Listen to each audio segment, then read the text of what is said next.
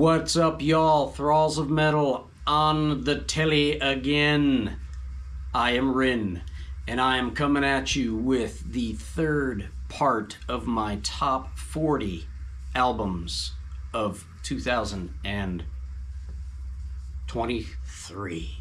This year has had its ups and downs, but on the music front, mostly ups, I would say. Death metal made a huge impact this year. Thrash made a impact. So if you saw the other two parts of my video, you'll see where I've gone and asking yourself, why didn't he mention this album or that album? Well, maybe they're on the top 10, or maybe I haven't heard them, or maybe I did hear them but didn't understand them. Maybe I didn't understand them but understood them too well. Without further ado, number 10. Judiciary, Flesh and Blood. These fellas are full of piss and vinegar. This album is a assault on all of this, and probably some of your ribs. Liver shot, watch out for that. And the kidney punches, they're coming. This is just brutal, intense, rapid fire, hardcore, metalcore, crossover, I don't know, anger sonically personified in Judiciary. Again, song titles are not even necessarily important. This whole thing is just unrelenting. Anywhere you press play on this puppy, if it comes up on random, look out. Knuckle sandwiches coming at you. Judiciary, Flesh and Blood. Jesus Christ. All right, my number 9 record of the year has been on a lot of lists I've seen. This record has gotten a lot of praise. It is the third full length from this group, Hell Ripper, Warlocks Grim and Withered Hags. I think James must have rubbed one of those bullets filled with Lemmy's ashes on his riffing digits, because that's the spirit of Motorhead that I get within these songs. Just everything smells like Marlboros and denim. It's snotty, it skips school, it wears a jean jacket, and it smokes Marlboro Reds. That's what this record does. Goat Vomit Nightmare is not just the name of my favorite porno. It is one of the killer songs on Warlocks Grim and Withered Hags. Eye Deceiver, just this one guy, but he plays all the instruments, vicious and fun and awesome, and highly recommended by I think it's agreed upon within most of the metal community that this is a pretty banging album. So yeah, check it out. I don't believe it's a very long listen either, so you know, in between packs of cigarettes, Hell Ripper. And my number 8th album of the year, also, well, it's an album and then with maybe a cluster of influence of a group of albums.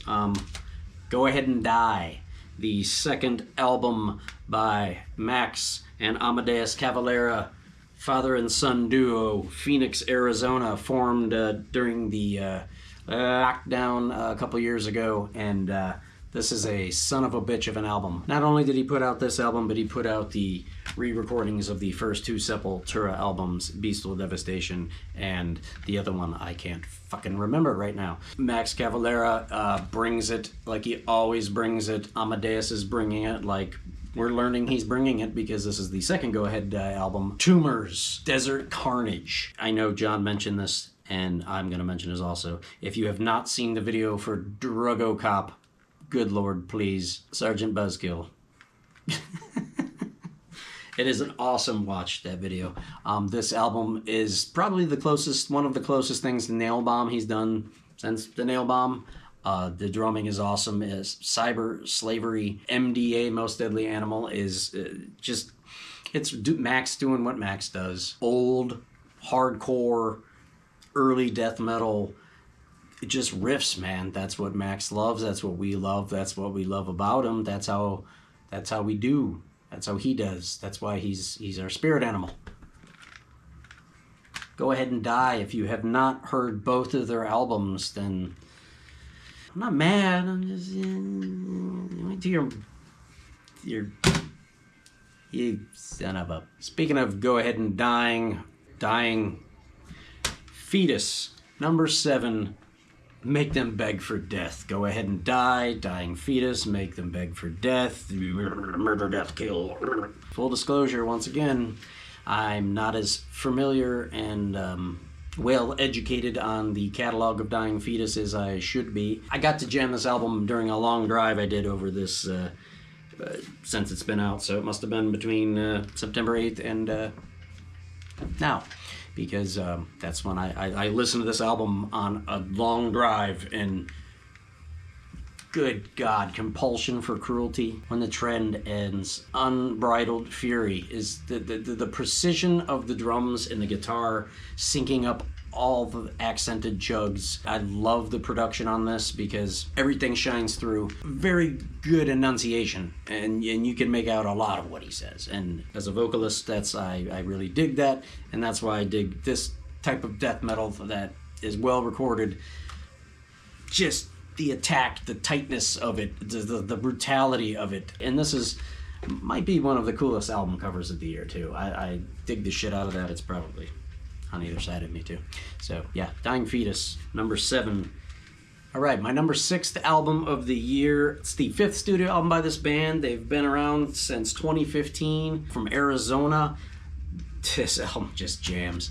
Spirit Adrift, Ghost at the Gallows. I dig the hell out of these guys. This was a side project from Nate from Gatecreeper at one point, and now it's his full-time band, and I believe he's pretty much put out an album every other year. Pretty much. It is metal in the sense of metal, but there's no harsh vocals. If there are, it's very, very few. But the riffs is just flat out heavy rockin' 70s Randy Rhoads style, just riffs and super melodic leads that just complement the song so well. And the vocals very kind of Ozzy-esque, or I don't know, Kansas or something. Very top down, and the T-Bird and tape decks got this. They probably have it on tape. I'm sure they do. If they don't, that's a problem. I Shall Return.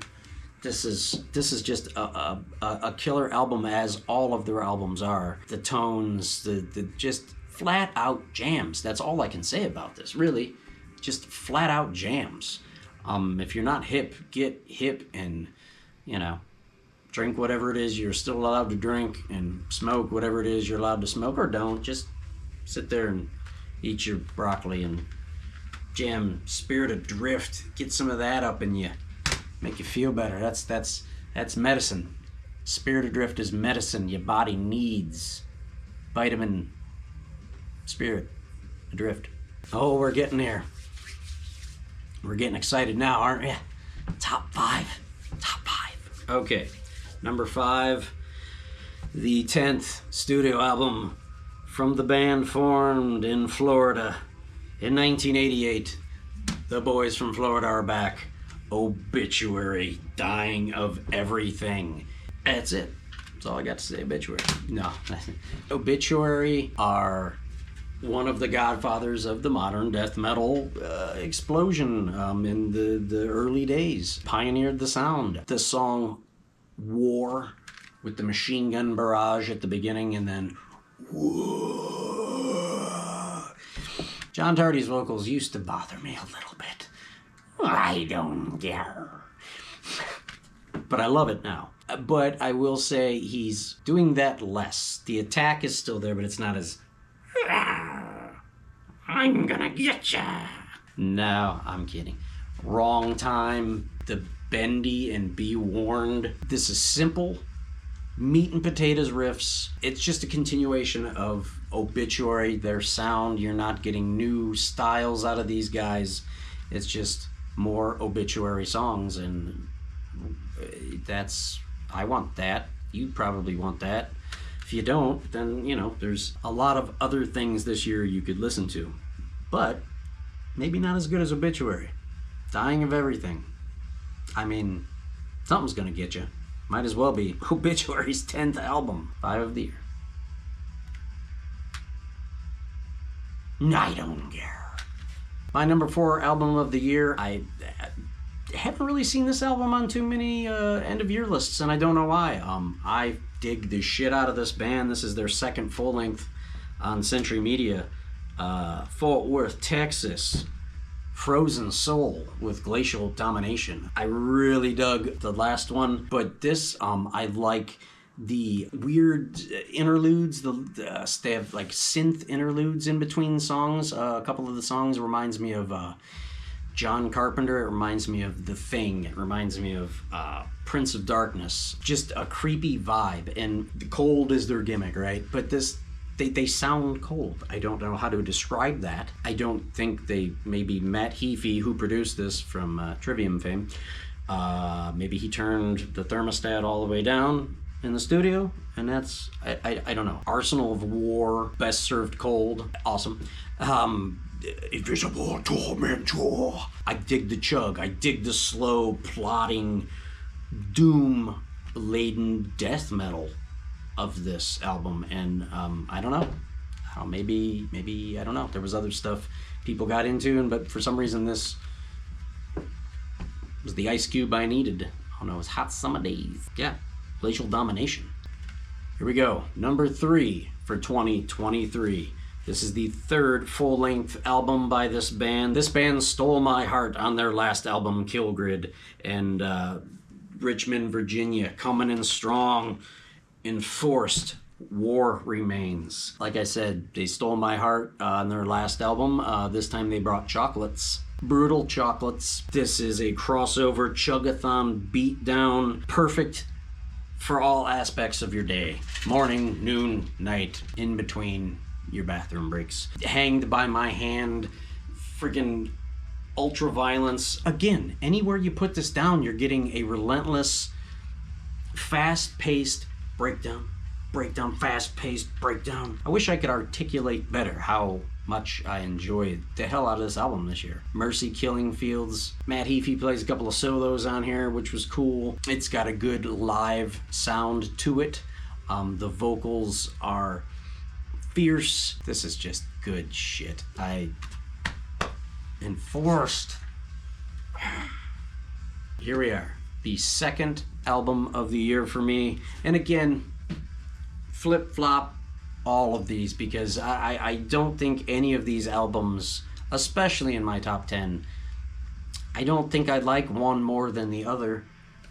Everything is just so good, but I guess if we have to put a number to it, then I guess so. Number 2, Creeping Death, Boundless Domain, the second full-length album. Came out in June, also from Texas. I don't understand Frozen Soul and Creeping Death, and there's a lot of death in Texas. A quick death in Texas. This album is just tasty barbecued riffs slapping you in the pie hole. The low end, the bass mix with the kick is super punchy. I love the production. I believe Adam D produced this, did he not? I believe he did. Oh, he did. The song Intestinal Rap with one Corpse Grinder. These guys will probably be around for a while, so get hip quick, because Creeping Death is crushing it on this album. I'm digging the hell out of this album this year. Come on, Creeping Death. All right, ladies and fellers and everybody else, are you ready for the top one? The number 1 album I picked for 2023. It's on a lot of people's lists, and I haven't mentioned it in this video or my other videos, so I think you can probably guess what it is. I've been listening for quite a while. I've been a fan for quite a while, and just another great album. My number 1 is Miley Cyrus with Endless Summer Vacation. Being a longtime fan, and with many albums that have come out, this is just another great album with great songs, and just pushing the boundaries more than they previously have. Cannibal Corpse, Chaos Horrific, the 16th album by Cannibal Corpse.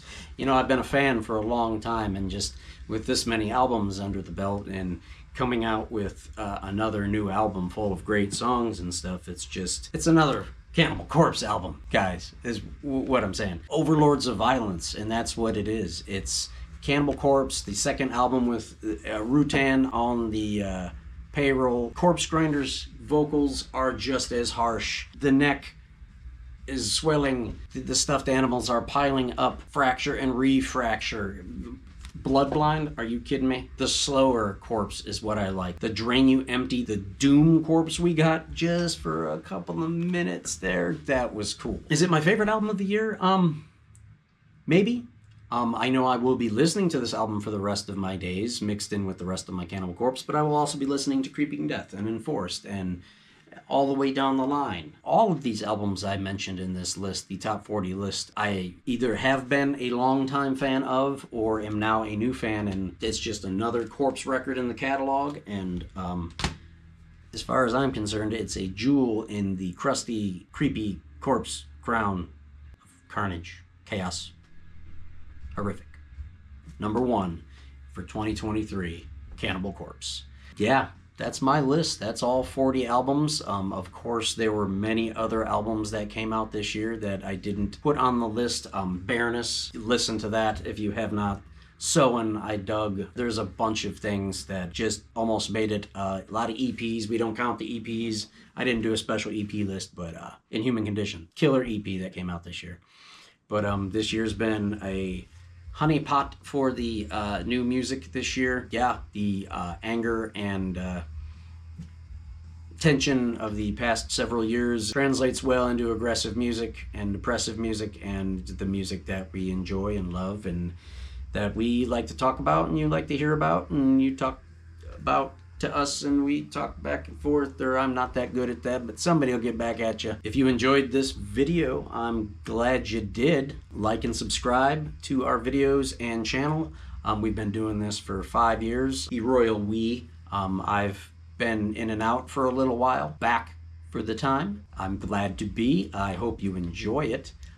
We do stuff like this most every single day. Not so much me in particular, but the fellas and all the things that we do. We're always jamming, we're always listening, we're always learning new things of the community of metal. Yes, help us out on Patreon. We have a Patreon if you want to do so and be so kind. I know Christmas just happened or however you celebrate, but you know, we got shirts and hats if you got a late gift you forgot to get for your cousin who might drink a little too much. Anyway, we enjoy doing this, and we're glad that you like it. Thanks for being a friend.